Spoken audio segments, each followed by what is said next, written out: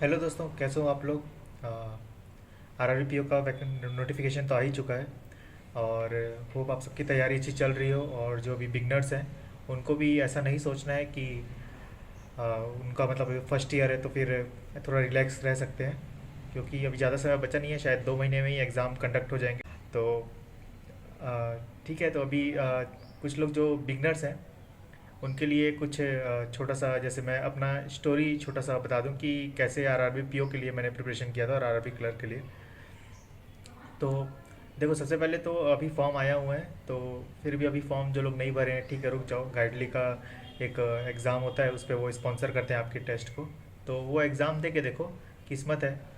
अगर हो जाए तो अच्छी बात है, नहीं हो तो खुद से तो फॉर्म भरना ही है। सेकेंडली ये कि प्रिपरेशन के बारे में तो सेकेंडली यार, मैं इस बारे में बात करना चाह रहा था कि जो अभी पहले से कुछ तैयारी कर रहे हैं, ठीक है, 6-7 महीने से या 2-3 महीने से भी जो लोग पढ़ रहे हैं, तैयारी कर रहे हैं, जिनका कोर्स भी कंप्लीट हो चुका है, तो उन लोग क्या करना, या फिर जिनका कोर्स ऑलमोस्ट खत्म होने वाला है, 50% भी हो चुका है, तो उन लोग क्या करना, टेस्ट देना चालू कर देना। ठीक है, टेस्ट आपके रहेंगे, मॉक के रहेंगे। आप प्रॉपर एक जगह बैठ के प्रॉपर आपको मॉक लगाना है। और एक रफ मतलब एक रफ शीट, मतलब 2-3 पेज रफ शीट्स ले लेना। क्योंकि एग्ज़ाम में आपको रफ शीट्स जो देंगे ना, A4 साइज, A5 कुछ रहते पेपर, उस साइज के रहेंगे। और उस पर फिर आपको तीन, वो लोग 6-7 पेपर देते हैं कुछ, तो आप 3-4 पेपर रखिए। कम से कम पेपर में आप देखिए कि आप सॉल्व कर पा रहे हैं कि नहीं। ज़्यादा लगेगा तो फिर कोई इशू नहीं है उस पर, वो आप दे देते हैं आपको। बट आपका वहाँ पे टाइम जाता है ना, कुछ सेकंड्स ही तो इम्पोर्टेंट है वहाँ पे बचाने को। दूसरा क्या है कि आप टेस्ट देते रहेंगे ना, तो एक पीओ का और एक क्लर्क का, दोनों का आपको टेस्ट डेली देना है। टेस्ट देना कैसे है या फिर अटेम्प्ट्स कैसे करते हैं, उसके बारे में मैं बताऊंगा अभी। फिर ये क्या है, तीसरा चीज़ ये कि आप ना, जैसे हर हफ्ते, हर रोज़ तो आप पहले तो टेस्ट देंगे आप पीओ का और क्लर्क का, प्री के। उसके अलावा हर हफ्ते ना आप कोशिश करिएगा ज़्यादा से ज़्यादा दो, एटलीस्ट अभी आप अगर जैसे मान लो आप नहीं दे रहे हैं या कभी दिया नहीं है, तो 2 मेंस का मॉक तो लगाना ही है आपको।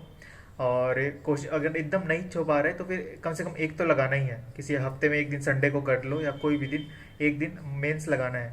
होता क्या है कि जब आप पीओ और क्लर्क का प्री निकाल लेंगे, तब उसके बाद ना समय नहीं मिलता, क्योंकि आपको जनरल अवेयरनेस ही पढ़ना है। और क्योंकि बहुत लोग ऐसा होता है कि ठीक है प्री निकलेगा उसके बाद पढ़ेंगे, और अगर निकल जाता है तो उस समय फिर टाइम नहीं मिलता कुछ और प्रिपेयर करने का। मतलब मेंस के लिए रीजनिंग, इंग्लिश और मैथ्स प्रिपेयर करने का, तो जीए पे ही पूरा टाइम चल देता है। तो वैसा नहीं करना है। मेंस के लिए भी सामने से अभी प्रिपेयर होते रहना है, और कोशिश करना है जीए भी अभी अब पढ़ना चालू कर दो। और अपने को ऐसा सोच कर नहीं चलना है ना कि पहले प्री निकालेंगे फिर अगले साल फिर प्री मेंस दोनों निकालेंगे। मेंटालिटी ऐसा रखना है कि इसी साल ही प्री मेंस और इंटरव्यू सारे हो जाएं। ठीक है। और जो बिगनर्स हैं, जो अभी अभी चालू किए हैं, जिनको ज़्यादा समय नहीं हुआ है, वो भी कोशिश यही करेंगे कि इसी साल उनका जॉब लग जाए। जितना जल्दी जॉब लगता है ना, खुशी बहुत ज़्यादा होती है, रिलैक्स लगता है, और टेंशन भी जो रहता है लाइफ में कम हो जाता है। एक 10 में 1 तो कम हो जाएगा एटलीस्ट। तो आपको भी ना अपना प्रिपरेशन करना है। प्रिपरेशन में आप ध्यान जो है वो कैसा देंगे, सबसे पहले तो कोर्स कंप्लीट करने के बारे में आपको सोचना ही है। ठीक है, कोर्स कंप्लीट में का मतलब है कि जिससे आप ज़्यादा से ज़्यादा मार्क्स आप गेन कर सकते हैं।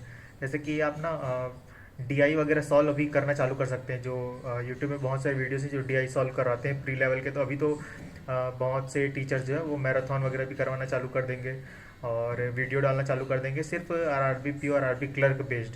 ठीक है, तो आप उनको कर सकते हो प्रैक्टिस के लिए। खुद से अपना करना है तो थोड़ा लेवल बढ़ा के आप मॉक्स देना चालू कर दो। आप एटलीस्ट एक मॉक तो अभी रखना ही है। ठीक है, जैसे अभी मैं शायद देख रहा था कल परसों कुछ गाइडली का, अभी एक मॉक जो है शायद 146 में कुछ मिल रहा था। आई डोंट नो कि कितना सच है वो, बट एटलीस्ट ऐसा एक मॉक तो रखिए जिससे आप प्री और प्री देना ही है आपको। ठीक है, और अपने आपको इवेल्युएट कीजिए कि आप कितना अच्छा कर रहे हैं, एनालिसिस करिएगा। और जैसे ही आप एक टेस्ट पूरा कंप्लीट कर देंगे, उसके बाद देखना कि आपसे जैसे कि ना आप कोशिश करना कि आप लोग 2 लोग 3 लोग एक ग्रुप में मॉक लगाओ। एक मॉक को अपने अपने कंप्यूटर में, ठीक है, अपने अपने आईडी से 3 लोग, 2 लोग ऐसा लगाओ। उसके बाद आप लोग कंपेयर करो कि कितने टाइम पे कौन कितना क्वेश्चंस बना पा रहा है। कि जब होता क्या है ना, जब कंपैरिजन करेंगे कि किसी ने 20 सेकंड में एक क्वेश्चन कर लिया, किसी ने 24 सेकंड लगाया, तो आपको पता चलता है कि वहाँ पे 4 सेकंड एक्चुअल में बचाए जा सकते हैं। ठीक है, ये एक फ़ायदा होता है कि आप अपने आप को ना देखेंगे कि आप जो कर रहे हैं, हो सकता आपको लग रहा होगा कभी कभी गलत फहमी हो जाता है कि मैंने एक क्वेश्चन जल्दी कर लिया यार। ठीक है, तो सामने वाला और कम करता है, तब आपको पता चलता है। वो आई ओपनर की तरह काम करता है। ठीक। उसके अलावा जैसे ये सर ना सिर्फ ये सिर्फ मैथ्स में, रीजनिंग, इंग्लिश सब में ट्राई करना। इंग्लिश में तो चलो ठीक है, इंग्लिश भी कई लोग के लिए 20 मिनट भी कम पड़ ज़्यादा होता है, तो वो 18 मिनट 17 मिनट में ही कर लेते हैं। तो इंग्लिश का शायद मैं कंपैरिजन शायद मैं भी नहीं करता था अपने टाइम पे, बट हाँ इंग्लिश और मैथ्स और रीजनिंग का मैं हमेशा करता था। मैं और मेरा एक फ्रेंड थे, हम लोग कंपैरिजन करते थे टाइम का, और हम लोग कोई क्वेश्चन अगर जैसे उससे बन गया मुझसे नहीं बना, तो ऐसा रहता था कि अरे उससे बन गया तो उसने कैसे अटेम्प्ट किया, है ना। या फिर अगर किसी क्वेश्चन में उसने कम सेकंड लगाया, ठीक है, 4-5 सेकंड की बात नहीं कर रहा हूँ, लेकिन मान लो उसने 30 सेकंड लगाया और आपका 1 मिनट पूरा चल दिया, तो आप उससे ज़रूर पूछना कि उसने कैसे किया। ठीक है, ये जो शेयरिंग होता है ना इस समय अपने जर्नी के समय में, उस समय ना ये बहुत ही इम्पोर्टेंट इसलिए रहता है ताकि आप भी अपने आप को इम्प्रूव कर सकेंगे, और सामने वाला भी अपने आप को, जब वो पढ़ाएगा तो उसको भी ज़्यादा समय तक उसको ध्यान रहेगा और क्लियर होगा। अगर उसको कुछ ज़रा सा भी डाउट होगा ना, तो पढ़ाते पढ़ाते में बहुत क्लियर हो जाता है। और आपको अगर शुद्ध नहीं बन पा रहा है, जैसे आपको 60 सेकंड्स लग रहे हो, वो 30 सेकंड में कर लिया, तो वो आपको भी पता चल जाएगा कि कम समय में कैसे ज़्यादा स्कोर कर सके। ठीक है, तो ये चीज़ मैथ्स और रीजनिंग में करना। उसके अलावा जो है ना ये जैसे रीजनिंग में होता है ना, रीजनिंग में पॉसिबिलिटीज़ जैसे कभी कभी बनते हैं, 4 बन जाते हैं, 5 बनते हैं, तो कभी ना ऐसा मत सोचना कि नहीं यार मैं पॉसिबिलिटीज़ नहीं बनाऊंगा, क्या पता इसमें बन जाए, क्योंकि ये ना एग्ज़ाम में बहुत धक्का देता है, ये पूरा धोखा देगा। तो इसलिए ना पॉसिबिलिटीज़ अगर बन रही है, किसी की 3 बन रही है, किसी की 4 बन रही है, तो कोशिश करना कि आप 4 बना दो। ठीक है, और एक ना कोरा कागज़ लेना, कोरा कागज़ पे ही आप आपसे ना बनाना शुरू कर देना। जैसे कि जो A4 साइज़ की जो पेजेस आते हैं ना मार्केट में प्रिंट वाले, तो वो आप ले लिया रहो। वो एक 500 पेजेस वाले एक बंडल आते हैं, 250 के अराउंड, 200-250 के बीच में आ जाते हैं। ठीक है, उनको बोलना कि अच्छा क्वालिटी का नहीं चाहिए, आपको सिर्फ प्रैक्टिस करना है। या तो फिर आप फोटो कॉपी वगैरह आसपास अगर होगा दुकान वगैरह, तो उनसे पूछेगा कि वो ना वेस्ट पेपर बहुत रखते हैं, तो वेस्ट पेपर भी आप यूज़ कर सकते हैं। उनका जो वेस्ट पेपर रहेगा, उनके एक साइड खाली रहेगा, तो आप उसको यूज़ कर सकते हैं। यूटिलाइज़ करना ही तो है ना आपको, मौके तो देना है ना आपको, कुछ और थोड़ी नहीं करना है उस पर। ठीक है, अब मॉक कैसे देते हैं उसके बारे में बात करते हैं। तो मॉक कैसे देना है, सबसे पहले ना आप जैसे देखो, इसमें तो प्री जो रहेगा उस पर आपका इंग्लिश नहीं रहेगा अभी प्री में, आरआरबी के पी और क्लर्क दोनों में। आपको मैथ्स और रीजनिंग के सहारे ही आपको वो बैटल लड़ना है। ठीक है, तो फिर आप सबसे पहले आप डिसाइड कीजिए आपका स्ट्रॉन्ग पॉइंट क्या है, स्ट्रॉन्ग सब्जेक्ट क्या है, मैथ्स है या रीजनिंग है। जैसे मुझे ना मैथ्स में हल्का सा थोड़ा डाउट रहता था रीजनिंग के कंपैरिजन में। ठीक है, तो मैं क्या करता था, लाइक 45 मिनट्स के होते हैं ना, तो उस पर मैं ऐसा थोड़ा सा बैलेंस करके रखता था कि 30 इस पे 60 मार्क्स के आसपास। जैसे मैं छत्तीसगढ़ से हूँ, तो वहाँ पे कट ऑफ पीओ में बता रहा हूँ 60 के आसपास रहता था। ठीक है, 60 से थोड़ा कम रहता था, बट मैं 60 का ऐसे उस समय सोच रहा था कि इतना कर लूँ तो शायद निकल जाएगा ऐसा। और एक चीज़ जो मैं ये गलती कर रहा था उस टाइम, लेकिन वो लक भी काम करके आप बोल सकते हैं। आप ऐसा ना ये मत सोचिएगा कि पिछले साल का अगर कट ऑफ जो है उसी के आसपास इस साल का कट ऑफ रहेगा। हो सकता है पिछले साल का पेपर टफ और इस साल का बहुत ईजी आ जाए, तो कट ऑफ बढ़ जाएगा, या फिर वैकेंसी के कारण भी कट ऑफ बढ़ जाती है। तो उस चीज़ का ध्यान रखिएगा और कोशिश करिएगा कम से कम 10 मार्क्स ज़्यादा लाना है पिछले साल के कट ऑफ से, ऐसा सोच के ही चलिएगा। ठीक है, अब एकदम इजी आ गया पेपर तो फिर हो सकता है ज़्यादा भी कट ऑफ चल जाए, लेकिन हाँ वैकेंसी का भी डिपेंड करता है। लेकिन कोशिश करिएगा 10 मार्क्स तो ज़्यादा लाने ही है पिछले साल के कट ऑफ से। मॉक में नहीं आ रहे, दिक्कत नहीं है। ठीक है, मॉक हो सकता है कोई मॉक टफ होते, कोई मॉक इजी होते हैं। ठीक, लेकिन मेन एग्ज़ाम में आना चाहिए।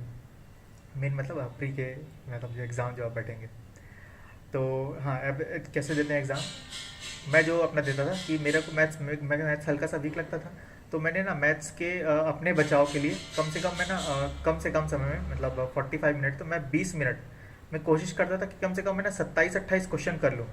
उसके बाद दौड़ के जाऊँ रीजनिंग में, मतलब शिफ्ट करूँ रीजनिंग में। तो हम लोग ऐसा बोलते थे, तो वैसा ही अब आदत हो गया। तो अब जैसे ही मैं गया दौड़ रीजनिंग में गया, अब रीजनिंग में मैं फटाफट रीजनिंग बना रहा हूँ। रीजनिंग में क्या है, क्योंकि अब मेरा रीजनिंग थोड़ा सा बेटर है बाकी से, मैथ से रीजनिंग बेटर है, तो फिर अब मैं रीजनिंग में फटाफट फटाफट बनाने का कोशिश कर रहा हूँ। मुझे याद है पिछले साल ना जब मैं दिया था, तब मैंने ऐसा ही किया था और मेरा प्री निकला था। ये जो मेरा एक्चुअल स्ट्रेटेजी में मैं ना ऐसा कुछ सोचा नहीं था मैंने, बट इतना मैं ध्यान में रख रहा था कि रीजनिंग मेरे से जल्दी बन जाता है, तो मैं रीजनिंग के लिए टाइम भी बचाना है, साथ ही साथ मैथ्स को ना ख़त्म, मतलब मैं, क्योंकि क्या है सेक्शनल कट ऑफ तो होता है, तो सेक्शनल कट ऑफ क्लियर करना है ये सोच के रहता था, लेकिन साथ में थोड़ा बच के चलना है, क्योंकि उसमें ना 40 क्वेश्चन रहेंगे, पूरे 40 बनाना मतलब इम्पॉसिबल नहीं है। ठीक है। बट 40 कम टाइम पे बनाना वो थोड़ा रहता है कि अपने आप को सेव करने के लिए मैं दोनों में से बैलेंस करके थोड़ा चलूँगा। लेकिन रीजनिंग फिर थोड़ा ज़्यादा बनाऊँगा क्योंकि उसको 1-2 मिनट ज़्यादा भी दे रहा हूँ मैं, और थोड़ा रीजनिंग थोड़ा बेटर है मेरा, इसलिए वो हमेशा कोशिश करना उस तरीके से करने का।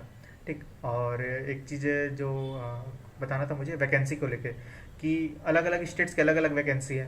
ठीक है। तो आप एकदम ऐसे जहाँ से में जो आता है ना वीडियो में कि 8,000 वैकेंसी है, 9,000 वैकेंसी है कई जगह, ऐसा मतलब जो आता है वैकेंसी के बारे में कोई भी एग्जाम हो, तो वैसा मत सोचना। आप अपने स्टेट का वैकेंसी को याद रखना, आप जिस कैटेगरी के उस वैकेंसी को याद रखना, और उसके बेसिस पे आप डिसाइड करना कि यार इस प्रकार इतना वैकेंसी है तो मुझे एक सीट तो मेरे को चाहिए, तो इतना मेरे को एफर्ट लगाना है।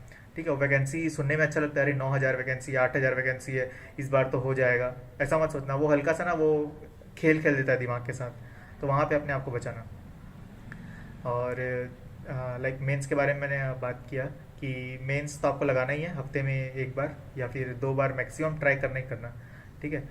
तो मेंस के लिए कैसे करना है, एक चीज़ ना जो आदत आपको डालनी, गाइडली का एक मेंस का भी पीडीएफ आता है, पीडीएफ बंडल आता है। तो कोशिश करो वो ना खरीद लो, IBPS PO मेंस का खरीद लो, या फिर SBI PO मेंस IBPS, या फिर एक पूरा, अगर आप अफोर्ड कर सकते हैं तो फिर आप पूरा मौखिक पूरा बंडल ही खरीद लेना। ठीक है। लेकिन कोशिश करना कि उसमें से फिर जैसे RRB PO के मेंस है ना, तो वो आप लगा रहे हो डेली एक लगाना है, ऐसा सोच के चलो, क्योंकि वो PDF है, उस पर टाइम लिमिट है नहीं, तो फिर वो आपको लगाना ही है डेली। एक दिन में मैथ्स का लगा लिया, एक दिन रीजनिंग का लगा लिया, फिर इंग्लिश का भी थोड़ा प्रैक्टिस कर लिया, ऐसे करना है आपको। तो हफ्ते में वो 2 हो गए मॉक मॉक प्रकार से PDF। ठीक है। उस PDF को हमेशा याद रखना कि आप डे 1 कर दिया, आप डे 2 करेंगे, फिर डे 3 करेंगे, डे 50 तक हो सकता है बहुत लोग पहुंच जाए, अच्छी बात है। मैं नहीं पहुंच पाया था, तो मैंने 27-28 तक भी शायद मैंने किया हुआ है, जहाँ तक मुझे याद है 27-28 तक मैंने किया होगा। तो फिर उसके बाद फिर थोड़ा सा अच्छा लगता है, क्योंकि ना आपका मेंस देने से आपका प्री के लिए लेवल जो आपका सुधरता है। साइड इफेक्ट ये होता है कि हल्का सा ना आप टाइम ज़्यादा देते हैं मेंस में, तो फिर ऐसा लगता है कि आप प्री में भी ज़्यादा टाइम दे सकते हैं, वैसा एक मेंटालिटी बन जाता है। तो कोशिश करिएगा उसको सुधारने का, इसलिए डेली एक मॉक प्री का लगाना है। आप खरीदने के लिए आप ऑलिव बोर्ड, गाइडली, प्रैक्टिस मॉक, और स्मार्ट किडा का बोल तो रहे थे कुछ लोग कि अभी लेवल थोड़ा कम हो गया, पहले ज़्यादा था, तो उसका आइडिया नहीं मेरे को। बट ना आप ये रखिएगा, ऑलिव बोर्ड, प्रैक्टिस मॉक, और एक और भूल गया मैं, हाँ वीडियो में तो बोला ही है। ठीक है। तो ये रखिएगा गाइडली, तो ये रखिएगा, और PDF बंडल जरूर खरीद लेना गाइडली का, वो बहुत बेनिफिट रहता है वो। ये कोई प्रमोशनल वीडियो नहीं है, लेकिन मैंने किया हुआ है इसलिए मैं बता रहा हूँ, मुझे ये अच्छा लगा। और हाँ, एक चीज़ और, गाइडली का ना प्री का भी बंडल आता है, तो प्री का भी बंडल आप लगा लो, वो भी आपको बेनिफिट रहेगा। वहाँ पे टाइम नहीं रहेगा, नहीं आपको क्वेश्चंस अच्छे अच्छे मिलेंगे, तो उस पर भी ध्यान रखिएगा। और जैसे कुछ लगेगा मुझे याद आएगा, या मैंने कुछ मतलब मेरे जो मैंने अपने समय पे किया था, अगर मुझे याद आएगा तो मैं ज़रूर बताऊंगा आप लोग को। ठीक है। तो RRB क्लर्क के लिए मैं ये बताना चाहूँगा, ये जो उस पर एक्चुअली मेरा कोई स्ट्रेटेजी नहीं था, बट ये था कि मैं जब क्वेश्चन बनाना चालू कर रहा था ना, तो मैंने मैथ्स से बनाना चालू किया हुआ था, क्योंकि मैथ्स मेरा वीक लगता था, और ये ध्यान में रखता था कि वही 20 मिनट में मेरे को मैथ्स कंप्लीट करना है, और वापस फिर रीजनिंग पे जाना है, और रीजनिंग जैसे ही हो गया उसके बाद फिर मैथ्स पे मेरे को वापस आना है। ठीक है। तो उस पर ना बस ये सोचिएगा कि उस पर अगर 80 उसका कट ऑफ 80 मार्क्स के रहते हैं, और 80 कट ऑफ भी कई जगह 79 कट ऑफ भी जाता है। ठीक है। तो इसका मतलब ये है कि पेपर बनने लायक है, ये मत सोचिएगा कि पेपर नहीं बनेगा, तो बनने लायक तो रहेगा पूरा एग्ज़ाम RRB क्लर्क के लिए। तो ना आपको बस इतना रखना है कि सबसे पहले आपको सॉल्व कैसे करना है, वो मतलब सबसे पहले आप क्या अटैम्प्ट करेंगे। तो जैसे ही पेपर खुलेगा आप अपने फेवरेट सब्जेक्ट पे जाएंगे। जैसे मैं मैथ्स पे जाता था, तो पहले मैं सबसे पहले सिंप्लीफिकेशन करूँगा, लगभग शायद 15 के आसपास सिंप्लीफिकेशन रहते हैं, फिर क्वाड्रेटिक रहता है, मिसिंग नंबर रहता है। मिसिंग नंबर आप रिस्क नहीं लेना चाहते मिसिंग नंबर पे, तो उसको छोड़ सकते हैं आप। छोड़ने का मतलब ये नहीं कि पूरा छोड़ देंगे, बाद में अटैम्प्ट करेंगे, अब उसके लिए समय बचाना है। तो जैसे ही आप मिसिंग नंबर छोड़ने के बाद क्वाड्रेटिक करेंगे और सिंप्लीफिकेशन कर लेंगे, उसके बाद फिर आप देखना कि DI भी सिंपल ही रहेगा। ठीक है। आप कोशिश करना कि आप अपना ना मेंटल मैथ्स वहाँ पे स्ट्रॉन्ग रखेंगे तो जल्दी होगा। उसके बाद फिर DI ही रहेंगे, शायद 2 या 3 DI रहेंगे। उसके बाद रहते हैं कुछ अलजेब्रा के क्वेश्चंस, तो वो भी बनने लायक रहेंगे। अगर आपको लग रहा है उस टाइम पे कि क्या पता अलजेब्रा आप उतना प्रैक्टिस नहीं है, तब फिर आप उसको पहले आप रीजनिंग जाने के बाद फिर वापस मैथ्स में आ सकते हैं, और उसके बाद फिर आप सॉल्व कीजिएगा। नहीं तो अगर आपको लग रहा है कि अलजेब्रा भी आपका बन रहा है, ठीक है, जैसे कि ना स्पीड टाइम डिस्टेंस के कुछ क्वेश्चन रहते हैं, ट्रेन वाले कुछ क्वेश्चन रहते हैं, वो सब बन जाते हैं। कुछ प्रॉफिट लॉस के क्वेश्चन रहते हैं ना, वो कभी कभी ऐसा लगता है कि प्रॉफिट लॉस के क्वेश्चन में बहुत फंसते हैं लोग, तो इसलिए वहाँ पर ध्यान दीजिएगा। और अपना अलजेब्रा का ना एक लिस्ट बना लीजिए कि इसमें से आपका क्या क्या टॉपिक है जो आपको अच्छा लगता है और आपसे बन जाता है, लगभग 90% आपका बन जाता है, ये ध्यान में रखिएगा। उसके बाद फिर रीजनिंग में जंप करना। रीजनिंग में सबसे पहले आप जो मैं जैसे पर्सनली मैं ना पज़ल पहले बनाता था, भले वो एक एक मार्क्स के क्वेश्चंस रहते थे कुछ कुछ, लेकिन क्या कुछ कुछ टाइम टेकिंग रहते हैं, तो फिर थोड़ा सा टाइम आपका ज़्यादा लग जाता है। तो मैं पहले हमेशा ना पज़ल पहले बनाता था, फटाफट पज़ल बना रहा हूँ। और रीजनिंग में जनरली ऐसा रहता था कि एक दो क्वेश्चन के बाद तुरंत पज़ल मिल जाता था, तो 5 क्वेश्चन वहाँ पे जल्दी हो जाते हैं पज़ल के। उसके बाद फिर सारे पज़ल करने के बाद अब ये देखना कि आप जो जो क्वेश्चन आपने छोड़ा है उस पर कौन कौन सा क्वेश्चन आप जल्दी कर सकते हैं, तो उस बेसिस पे आप हमेशा ना जाइएगा आरआरबी क्लर्क के लिए। एंड वन मोर थिंग जो मेरे को शेयर करना था कि अभी ना वीडियोस आ रहे हैं कि जिसमें ये दिखा रहा है कि उन लोग पैटर्न चेंज कर सकते, आईबीपीएस वाले आरआरबी पीओ आरआरबी क्लर्क के लिए पैटर्न चेंज कर सकते हैं। टाइम जो कंपोजिट टाइम होता है उसको उन लोग सेक्शन वाइज टाइमिंग कर देंगे, तो उस पर भी ना स्ट्रेटेजी जो है मेरा वो काम करेगा। क्यों? क्योंकि आप 20 मिनट आप पहले सेक्शन को देंगे, जो सेक्शन आपका वीक है उसको आप करेंगे। उसके बाद फिर आप सेकंड सेक्शन जो जिसमें आप शिफ्ट करेंगे उसके लिए लगभग आपके पास 20 मिनट का ही मान लेते समय, तो 20 मिनट आपके पास रहेगा ही, अगर 40-40 मिनट रहेगा तो। नहीं तो मुझे जहाँ तक लगता है कि शायद ऐसा तो नहीं करना चाहिए अभी आईबीपीएस को 45 मिनट्स का वो 22.5 मिनट नहीं बांटेगा, बट फिर भी अगर वो उसने ऐसा कर दिया तो फिर आप हम यही ध्यान में रखिएगा, क्योंकि वो ज़्यादा बेटर है अगर सेक्शन टाइम कर रहे हैं तो। क्योंकि उसमें ना किसी को भी एक्स्ट्रा बेनिफिट नहीं रहेगा कि किसी ने ज़्यादा टाइम रीजनिंग को दिया और इजी है तो कम टाइम मैथ्स को दिया, ऐसा वाला जो बेनिफिट मिलता है ना कंपोजिट टाइम में वो नहीं मिलेगा। तो फिर वो उसको अगर ऐसा कुछ होता है ना तो आप और ज़्यादा खुश होइएगा कि अब सबको उतना ही टाइम मिलेगा, सबका उतना ही जो पेपर का लेवल के हिसाब से, तो उस अच्छा रहेगा, वो हमेशा ध्यान में रखिएगा।